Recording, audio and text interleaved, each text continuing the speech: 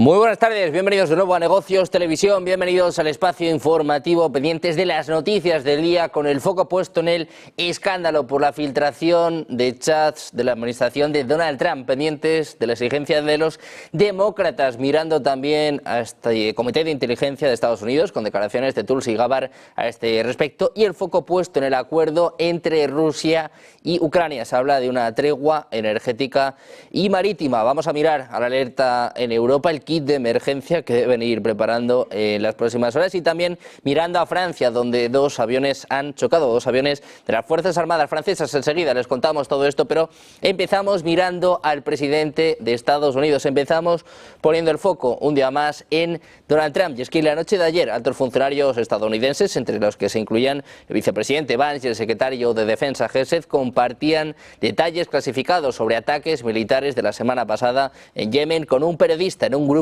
de mensajería no oficial, en una sorprendente violación de la seguridad que provocó indignación en Washington. Vance y Hegseth estaban entre los miembros de un grupo de Signal que discutía los detalles operativos de la acción militar más significativa tomada por Trump desde que volviera a la Casa Blanca, incluso con mensajes de críticas a los aliados europeos por aprovecharse de Estados Unidos. Trump, por cierto, hablaba este martes con NBC News sobre las recientes filtraciones de chats que han revelado planes de guerra de Estados Unidos. En este sentido, decía el propio Trump, que no es grave. Decía, Waltz ha aprendido una lección y es un buen hombre. Añadía que la historia es el único fallo en 2 meses y que resultó no ser grave. Ayer también preguntaban a Trump sobre este tema. Decía que decidía cargar contra el medio, contra The Atlantic. Esta era la respuesta de Trump. Very sensitive material through Signal and included an Atlantic reporter for that. What is your response to that? I don't know anything about it. I'm not a big fan of the Atlantic. To me, it's a magazine that's going out of business. I think it's not much of a magazine, but I know nothing about it. You're saying that they had what? They were using Signal to coordinate on sensitive materials and Having to do with what? Having to do with what? What were they talking about? With the Houthis. The Houthis? You mean the attack on the Houthis? Right.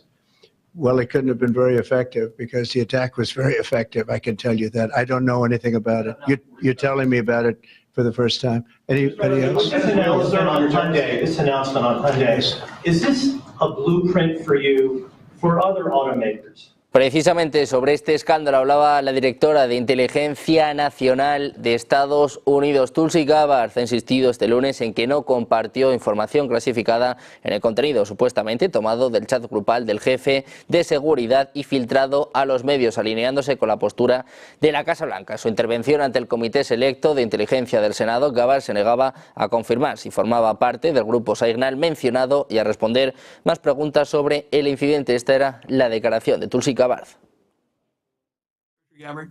Senator, I have the same answer. I have not participated in any Signal group chat or any other chat on another app that contained any classified information. Mientras tanto, el presidente Trump desestimaba el incidente, alegando que no tuvo repercusión alguna. Los comentarios se produjeron después de que se filtraran a The Atlantic los mensajes que supuestamente detallaban el ataque de Estados Unidos contra tropas hutíes en Yemen. Hegseth afirmó no haber compartido información sobre el plan en el chat, lo cual la publicación posteriormente calificaba de mentira.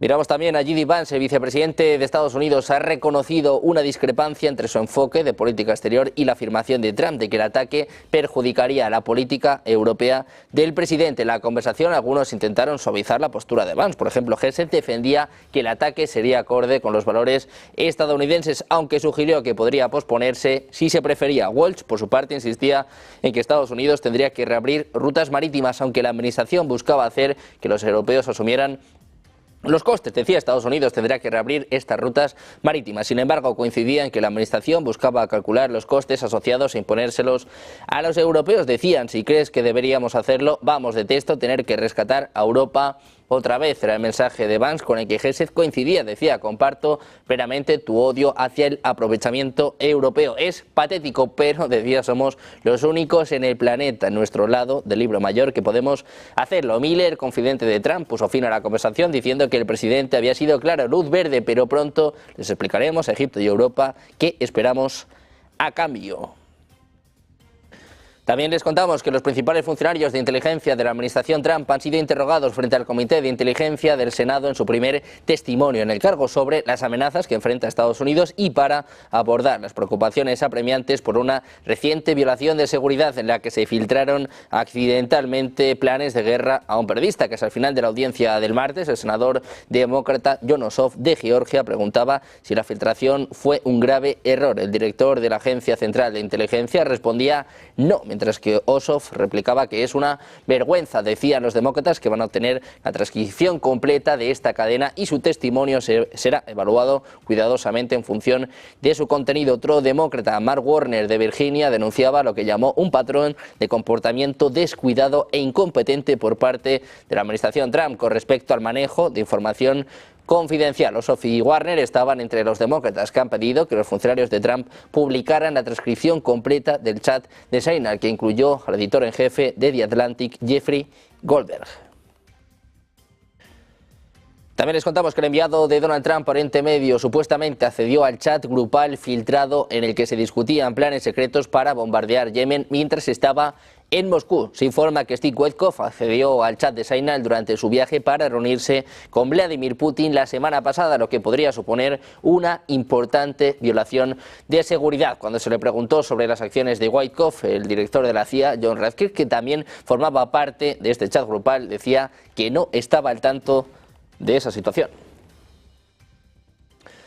Mientras tanto, el líder de la mayoría del Senado, Juan Barrasso, ha dicho a los periodistas este martes que Trump quiere que el techo de la deuda se aborde como parte de un paquete de medidas partidarias para poner en práctica la amplia agenda interna del presidente. El tema, según Barrasso, surgió durante una reunión a principios de este mes cuando republicanos del Comité de Finanzas del Senado visitaron la Casa Blanca para discutir el camino a seguir para el gran y hermoso proyecto de ley que Trump imagina para vincular una revisión del Código Tributario con las políticas fronterizas, energéticas y de defensa. Decía, lo hemos discutido con el presidente de la Casa Blanca, ha pedido que se incluya en el proyecto de ley de reconciliación, es lo que apuntaba el republicano de Wyoming y miembro del Comité de Finanzas. Está previsto que el tema vuelva a abordarse más tarde, este martes por la tarde, cuando el líder de la mayoría del Senado, Mike Johnson, y los principales redactores de impuestos del Congreso regresan a la Casa Blanca para reunirse con funcionarios de la administración Trump sobre el proyecto de ley de reconciliación y cómo armonizar el plan de presupuesto aprobado por la Cámara, que incluiría un aumento del límite de la deuda con el del Senado, que no dice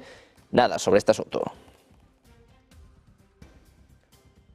También les informamos de que la Oficina de Excelencia Gubernamental de Elon Musk debe seguir recortando el gasto gubernamental independientemente de las consecuencias políticas. Es lo que afirmaba el presidente de Estados Unidos, Donald Trump, cuyas palabras serán citadas por el canal NBC News. Decía, no tengo idea de cómo percibirá el público esta idea, pero debe implementarse, es lo que apuntaba en una reunión con representantes de la administración de Estados Unidos. El personal administrativo expresó su apoyo a Musk, quien estuvo presente en la reunión, y a Dodge, el administrador de la Agencia de Protección Ambiental de Estados Unidos, Lee Zeldin, destacó la increíble cooperación con Dodge, y la fiscal general Pam Bondi elogiaba el increíble equipo de Elon. El secretario del Interior estadounidense señalaba que el departamento supervisado por Musk había identificado numerosas violaciones en la conclusión de contratos. Mientras tanto, 4 senadores estadounidenses enviaron el pasado viernes a la Casa Blanca una carta en la que sugieren usar los activos congelados rusos y no solo los beneficios derivados de ellos para ayudar a Kiev, es lo que informa la agencia Reuters, que tuvo acceso a la misiva. La carta, que iba firmada por 4 legisladores pro-ucranianos, tanto republicanos como demócratas, tenía como destinatario al secretario de Estado de Estados Unidos, Marco Rubio. Los legisladores se plantean si la administración Trump considera que los activos rusos en poder de Estados Unidos y de la Unión Europea deberían usarse como palanca en las negociaciones con Rusia para aumentar la presión sobre Moscú y poner fin al conflicto en torno a Ucrania. De ser así, se preguntan cómo, según cita la agencia Reuters. Y mientras tanto, Trump sigue intentando rehacer el comercio mundial en los primeros 100 días de su presidencia. La nueva idea contempla cobrar entre 1 y 3 millones de dólares a los barcos chinos que entren en puertos estadounidenses, aunque las tasas podrían alcanzar los 3,5 millones en algunos casos, según la agencia Bloomberg. En una ruta del Atlántico, el 80% de los buques del armador se construyeron en China y dependiendo de cómo se aplique la medida, eso podría suponer el doble o el triple del coste actual del transporte de los tubos de acero desde Alemania. Según la Oficina de Representante Comercial de Estados Unidos, China produce ahora más de la mitad de los buques de carga del mundo por tonelaje frente al 5% de 1999, siendo Japón y Corea del Sur las otras potencias en construcción naval. El año pasado, los astilleros de Estados Unidos construyeron solo el 0,01%. Tienen la vista puesta en reavivar las fortunas de la industria de construcción naval mercante en Estados Unidos, aletargada durante mucho tiempo. También miramos a un Donald Trump que abría ayer la puerta a excepciones en los aranceles del próximo miércoles, pero a la vez también hablaba de aplicar aranceles adicionales a otros sectores, como por ejemplo los coches o la madera. La dureza que hemos visto en otras semanas, Trump dijo que puede que les dé un respiro a muchos países, pero podrían ser incluso más amables. Este era el mensaje pacífico de Donald Trump. A lot of countries breaks, but it's reciprocal, but we might be even nicer than that. You know, we've been very nice to a lot of countries for a long time, but I call it Liberation Day. April 2nd is Liberation Day. But today, as you know, we did something with respect to Venezuela. You heard about that, and that will be quite important.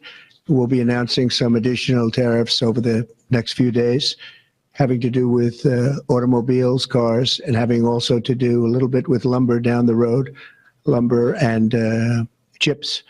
We're going to get all those chip companies coming back. They're already coming back without even doing it. So it's been very good. But we'll be announcing some others. But for the most part, April 2nd will be a big day. That'll be reciprocal day. And we'll be bringing some of the money back that's been taken from us. Let's be nice by using the word take. También les contamos que la última evaluación de amenazas de Estados Unidos califica a China como la amenaza militar más completa y robusta a la seguridad nacional, lo que subraya los amplios esfuerzos de Beijing por expandir su influencia global, como se revelaba este martes ante el Comité de Inteligencia del Senado. El informe destaca el creciente dominio de China en la minería y el procesamiento de materiales críticos como una amenaza particular para Washington, junto con sus agresivas ambiciones en materia de inteligencia artificial. La inteligencia estadounidense también advierte que es posible que Pekín aplique medidas coercitivas más severas contra Taiwán en 2025, especialmente si percibe avances hacia una independencia formal. Finalmente, los jefes de inteligencia de Estados Unidos han citado a China como la ciberamenaza más activa y persistente para Estados Unidos, que amenazaba su dominio de la inteligencia artificial para 2030.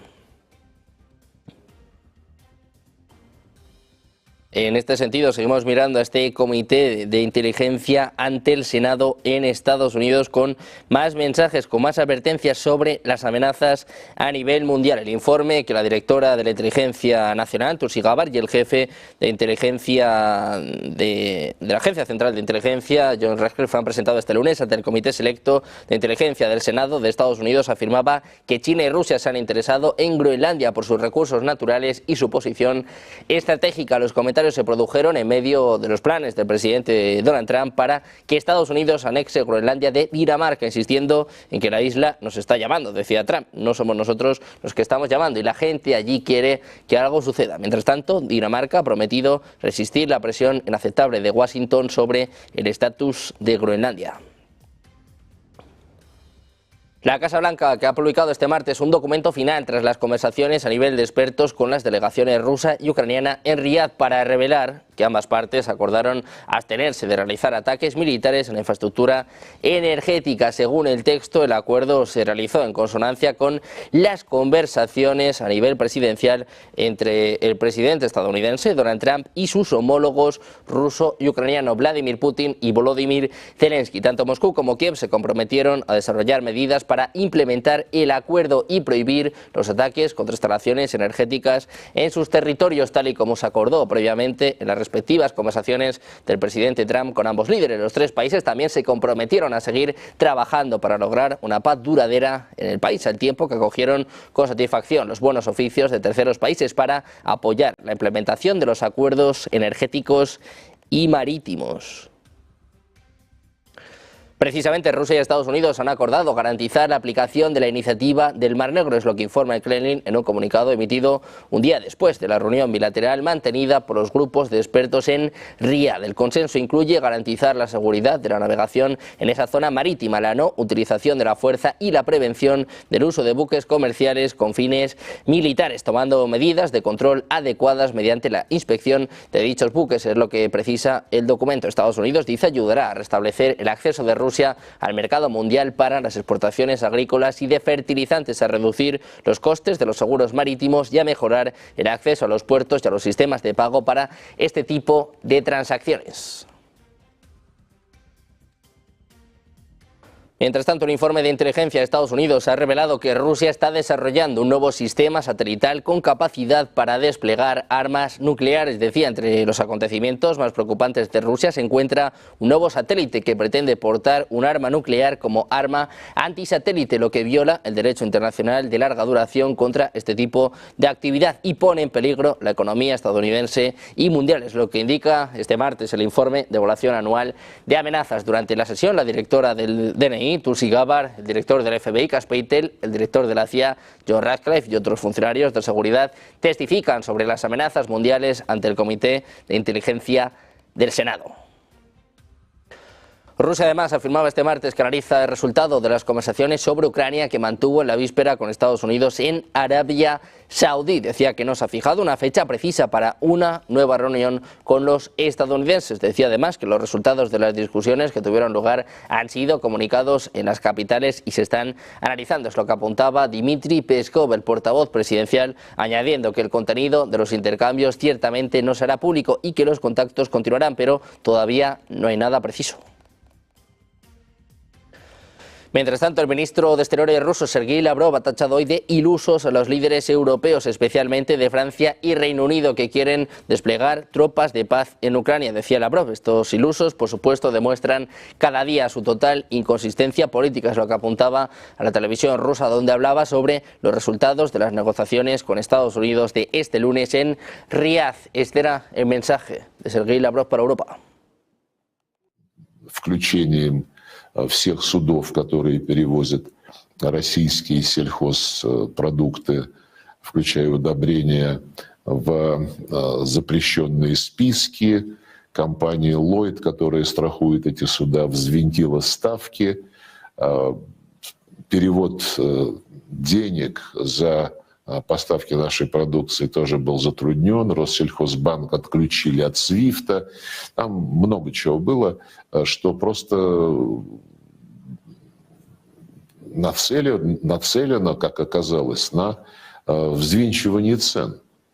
Когда европейские фермеры создавали себе, наверное, ситуацию недобросовестной конкуренции, но при этом предвзятость наших западных коллег проявлялась в том, что украинское зерно демпингом вываливалось на европейские рынки, хотя качество его... Lavrov, que subrayaba que el presidente francés Emmanuel Macron y el primer ministro británico Keir Starmer, con el apoyo de otros países, hablan de crear una coalición para desplegar una especie de misión de paz. Decía, una misión para garantizar la seguridad de Ucrania después del alto el fuego. Decía, incluso 2 misiones quieren emplazar en Ucrania, una en la frontera con la Unión Europea y la OTAN, y otra con países del sur global. Mencionaron a India, Indonesia, Arabia Saudí e incluso a China.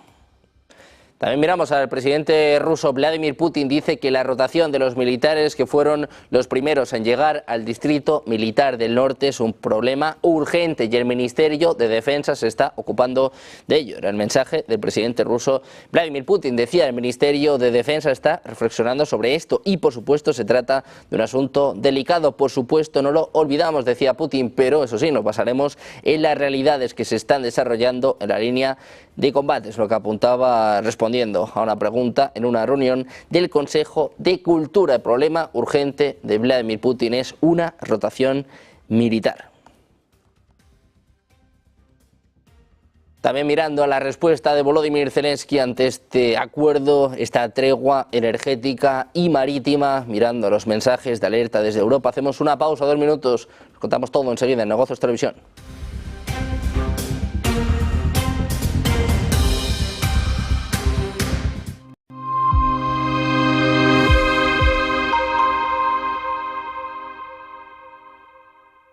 El desarrollo del segundo mandato de Trump será uno de los indicadores clave de los mercados, no solo a corto plazo, sino en los próximos 4 años. Bajo esta coyuntura, estos son los 3 factores a monitorizar en ese primer trimestre del 2025.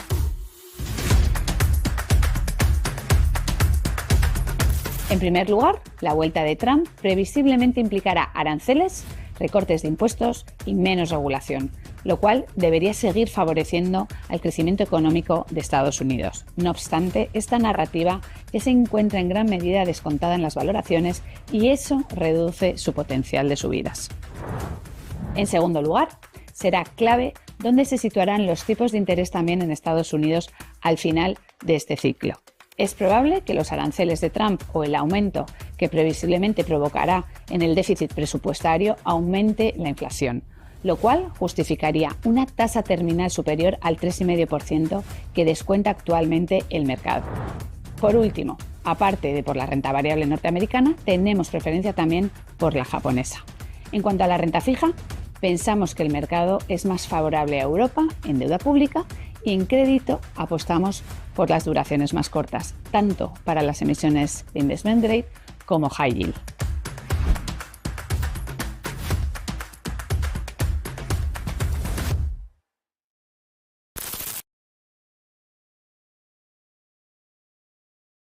¿Quieres dominar la inteligencia artificial sin complicaciones? Future Skills Labs presenta su revolucionario curso Inteligencia Artificial Generativa para Profesionales, diseñado para adaptarse a tu ritmo de vida. Lo innovador, el curso se realiza completamente a través de WhatsApp, con microlecciones de entre 5 y 7 minutos que puedes seguir desde cualquier lugar. Imagina aprender sobre ChatGPT, Claude y las últimas herramientas de inteligencia artificial mientras tomas un café o viajas en el metro. ¿Por qué este curso es diferente?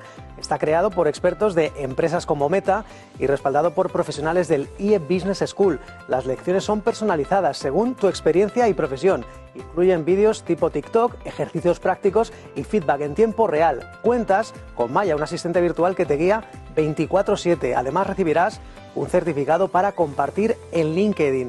Los resultados hablan por sí solos. Este método logra entre un 70 y un 90% de retención del conocimiento comparado con el 15% del aprendizaje tradicional. El precio regular es de $150, pero para nuestros espectadores de Negocios TV ofrecemos un 15% de descuento exclusivo. Y empezar es muy sencillo. Escanea el código QR que aparece en pantalla o visita go.fslabs.co/negociostv. Se te abrirá WhatsApp automáticamente con un mensaje predeterminado. Es importante que no lo modifiques ya que contiene tu código de descuento especial. Envía el mensaje y listo, así podrás acceder inmediatamente a tu primera lección gratuita. Cuando decidas continuar con el curso completo, el descuento del 15% se aplicará automáticamente. WhatsApp te irá guiando en cada paso del proceso. Así de fácil es comenzar tu viaje en el mundo de la inteligencia artificial.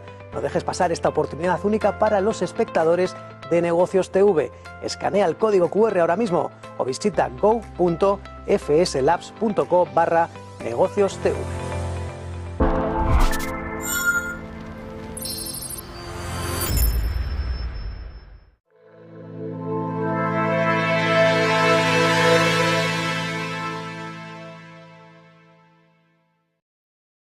Seguimos en Negocios Televisión, pendientes de la última hora, atentos a este acuerdo entre Rusia y Ucrania, esta tregua energética y marítima, con declaraciones por parte de Volodymyr Zelensky. Dice que el alto el fuego en el Mar Negro y la infraestructura energética es efectivo de inmediato. El presidente ucraniano ha declarado que la tregua que cubre el Mar Negro y la infraestructura energética entra en vigor de inmediato este martes y que en caso de que Moscú rompiera los acuerdos solicitaría más sanciones contra Rusia a Donald Trump. Estados Unidos ha anunciado previamente que había alcanzado acuerdos separados con Kiev y Moscú para garantizar la navegación segura en el Mar Negro y aplicar una prohibición de ataques contra instalaciones energéticas en ambos países. Si los rusos lo violan, decía entonces, tengo una pregunta directa para Trump. Si lo incumplen, aquí está la evidencia. Pedimos sanciones, pedimos armas, es lo que apuntaba Zelensky a los periodistas en una conferencia de prensa en Kiev. Precisamente el presidente ucraniano anunciaba que se opone a cualquier tipo de debilitamiento de las sanciones internacionales contra Rusia después de que Estados Unidos anunciara que facilitará las exportaciones rusas agrícolas y de fertilizantes al mercado mundial. Decía, creemos que es un debilitamiento de posición y un debilitamiento de las sanciones, es lo que apuntaba Zelensky durante una rueda de prensa reaccionando a la propuesta de Washington. Este es el aviso de Zelensky para Donald Trump. Очікують постійно русські. А що, якщо так? А що, якщо це? Дивіться, ми готові і до таких кроків. У нас є питання до американської сторони, до партнерів. Як ми про це і домовлялися. Яке запитання? Якщо русські порушують це, у нас питання до президента Трампа. У мене тоді пряме запитання до президента. Я дуже вдячний. Ви дійсно намагались. Все правильно. Ви як змогли, так домовились, і дай Бог, щоб йому вдалося, бо ми зацікавлені. Але якщо вони порушують, ось докази, просимо тиск, просимо санкції, просимо зброю і так далі. Ось моя позиція до цього. Decía Zelensky que esta opción no estaba en su agenda. La parte estadounidense la planteó, es lo que apuntaba en las negociaciones que se produjeron en Arabia Saudí sobre la guerra en Ucrania, es lo que añadía el dirigente ucraniano. Mientras tanto, Ucrania apuesta por su misil de crucero Neptuno, recientemente modificado para dotarle de un alcance de hasta 1000 kilómetros a fin de inclinar la balanza en la guerra con Rusia a su favor, mientras intenta ampliar su producción en cooperación con socios europeos. Tras el anuncio de Zelensky del uso del Neptuno largo con éxito hace más de una semana, esta versión mejorada del misil antibuque Neptuno se perfilaría también como una herramienta vital para la defensa a largo plazo de Ucrania contra futuras agresiones de Rusia, en un contexto en el que la consecución de garantías de seguridad fiables de los socios sigue siendo incierta. Mientras tanto, el movimiento de buques de guerra rusos fuera de la parte oriental del Mar Negro será tratado como una violación del acuerdo de alto el fuego del Mar Negro. Esta es la advertencia del ministro de Defensa de Ucrania. Rustem Umerov ha advertido que tal desarrollo sería tratado como una amenaza a la seguridad nacional de su país. El ministro de Defensa ucraniano ha dicho que Kiev va a considerar el movimiento de buques militares rusos más allá del Mar Negro Oriental como una violación del espíritu del acuerdo. En tal caso, decía que obtendrá derecho a la legítima defensa. Dice que países terceros podrían participar en la supervisión del alto el fuego y que Ucrania ha acordado un alto el fuego en el mar y detener los ataques a infraestructura energética. Ponemos el foco ahora en Europa para contarles que la Comisión Europea prevé aprobar este miércoles un informe que recomienda a los Estados miembros el almacenaje de alimentos, medicamentos, recetas de agua y baterías para subsistir durante 72 horas sin ayuda externa. El documento sobre defensa civil pretende preparar a los ciudadanos europeos en caso de guerra u otras emergencias graves. Decía, debemos prepararnos para incidentes y crisis intersectoriales a gran escala, incluida la opción de una agresión armada que afecten a uno o más Estados miembros, es lo que señala el borrador al que tenía acceso el país. El tono empleado en el informe es el de una sociedad que está a punto de entrar en una emergencia militar o climática. El acopio de suministros esenciales es solo una de las 30 propuestas de acción que va a plantear Bruselas en el documento, donde también se incluyen cursos para jóvenes y adultos, maniobras conjuntas entre los Estados miembros y, ojo, porque Bruselas también va a crear un comité de crisis para afrontar guerras y emergencias climáticas. La nueva estrategia de preparación de la Unión Europea fija el reforzamiento del Servicio Europeo de Análisis de Inteligencia ante la amenaza de Rusia en un contexto geopolítico de extrema volatilidad. Hablamos también de Francia. Les contamos que 2 aviones Alfa de la patrulla acrobática de Francia han colisionado este martes en el aire mientras ensayaban una maniobra cerca de la base aérea de Saint-Dizier. Es lo que informan medios locales. Decía, se están movilizando los servicios de emergencia y se está garantizando la coordinación entre el Ministerio del Interior y el Ministerio de las Fuerzas Armadas. Es lo que señala el ministro de Defensa, Sébastien Lecornu, en su cuenta de X. Según varios medios, los 3 pilotos implicados, 2 en un avión y otro en el segundo, lograron eyectarse y fueron encontrados. Las aeronaves estaban entrenando sobre Saint-Dizier con otros 5 aviones del mismo tipo en el marco de una misión de entrenamiento de 4 días. Miramos ahora a Hungría. La adhesión de Ucrania a la Unión Europea traería consigo enormes peligros para el bloque comunitario, tanto en términos económicos como para su seguridad. Es lo que advertía el ministro de Exteriores húngaro, Péter Szijjártó. Decía, si impone la adhesión de Ucrania a la Unión Europea, arruinará efectivamente la seguridad europea y la competitividad económica en Europa. Es lo que apuntaba Szijjártó en una rueda de prensa en Budapest. El ministro estimaba que el ingreso de un país en estado de conflicto bélico, teniendo en cuenta el nivel actual de desarrollo de Ucrania, destruiría la economía europea, la agricultura, el sistema de pensiones y la situación sanitaria, entre otros sectores de Europa. Asimismo, también acentuaba que Hungría bloqueará cualquier avance hacia la integración de Ucrania con la Unión Europea, mientras no sean devueltos a la comunidad húngara de Ucrania los derechos que Kiev le arrebató en los últimos 10 años. Mientras tanto, en Dinamarca, la primera ministra danesa, Mette Frederiksen, ha criticado este martes a Estados Unidos por ejercer una presión inaceptable sobre Dinamarca y Groenlandia, mientras altos funcionarios estadounidenses tienen previsto viajar a la isla ártica a finales de esta semana. Frederiksen ve las visitas como una forma de continuar la presión estadounidense sobre Dinamarca después de los comentarios del presidente Donald Trump afirmando que Groenlandia debería convertirse en parte de su país. Decía Frederiksen, no se puede tener una visita privada con representantes oficiales de otro país, pero está claro que cuando se hace una visita como esta y los políticos groenlandeses manifiestan claramente que no la quieren, no se puede interpretar como algo respetuoso. Destacaba que Dinamarca y Groenlandia cuentan con el apoyo de otros países nórdicos y de la Unión Europea. También miramos a Irán para contarles que advierte a Oriente Medio. Dice que Estados Unidos utiliza bases y espacio aéreo en países de Oriente Medio para llevar a cabo acciones agresivas contra los pueblos de la región. Estos países, dice, deben impedir que Washington utilice sus territorios. Es lo que declara el ministro de Asuntos Exteriores de Irán, Sayed Abbas Araghchi, durante una conversación telefónica con su homólogo iraquí. Según el comunicado publicado por la Cancillería iraní, los dos altos diplomáticos han abordado los últimos acontecimientos regionales, refiriéndose, dice, al grave peligro que supone la utilización malintencionada por parte de Estados Unidos de bases en los países de la región y de su espacio aéreo para agredir a los pueblos. El ministro de Asuntos Exteriores subrayó la necesidad de que todos los países de la región adopten las medidas necesarias para proteger su soberanía nacional e impedir que fuerzas militares extranjeras utilicen su territorio y sus capacidades para crear inestabilidad en otros países.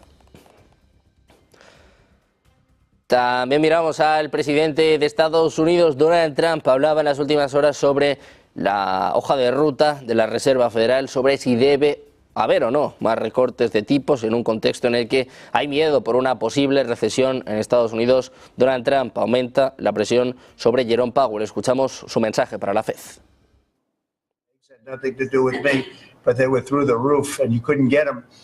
And now they're down about 35, 40%, maybe even more than that. I'm going to let Brooke, if you would just discuss that. And groceries generally, prices are coming down and energy prices are coming down. And I hope the Fed lowers interest rates, and then you're going to see interest rates coming down, and I'll have you speak about that in a second, Scott. Precisamente en la Reserva Federal hablaba Michael Barr, contestaba a estos mensajes del presidente de Estados Unidos, hablaba de más recortes por parte de la Reserva Federal. Dice que los tipos todavía están muy altos en Estados Unidos. Este es el mensaje de Michael Barr.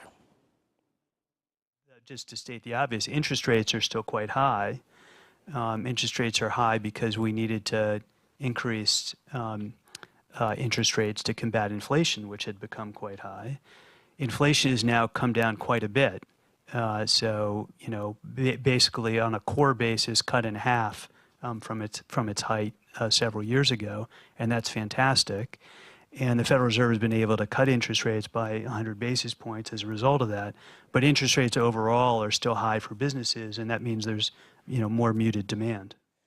Mirando a la Reserva Federal, ponemos el foco también en las mejores empresas españolas. Para contarles más noticias en este sentido, les contamos que ACS abrirá un nuevo centro en Tailandia. Nos cuenta los detalles Alma Navarro. ¿Qué tal? Muy buenas, Alma. Buenas tardes. Muy buenas tardes, Sergio. Sí, CIMIC se adjudica un data center de alta densidad en Malasia. Leighton Asia se encargará de la fase del diseño y construcción del data center de alta densidad en Cyberjaya, en Malasia. Con una capacidad de 64 megavatios estará preparado para la refrigeración líquida, un sistema que permite ahorrar energía y que favorece el crecimiento escalable y sostenible del sector. El CEO del grupo ACS, Juan Santamaría, dice que aprovechando las capacidades globales de ACS en infraestructura digital crítica, entregarán este data center con la última tecnología de refrigeración líquida y soluciones de vanguardia que pueden soportar mayores cargas de calor. Los sistemas de refrigeración líquida consumen menos energía, lo que ayuda a los operadores a reducir los costes energéticos y a mejorar la eficiencia energética. Por su parte, Brad Davey, Managing Director de Leighton Asia, dice que la compañía está emocionada con este nuevo proyecto que pone de manifiesto su experiencia en el suministro de infraestructuras digitales innovadoras y fiables. Les complace en Leighton Asia que su cliente, que ACS, haya vuelto a confiar en ellos para este contrato, con el que dan continuidad a una larga colaboración. Este data center será el primero de 4 en un campus de 256 megavatios y 35 acres. La instalación contará con una eficiencia de utilización del agua casi nula, gracias al uso de la última tecnología en refrigeración.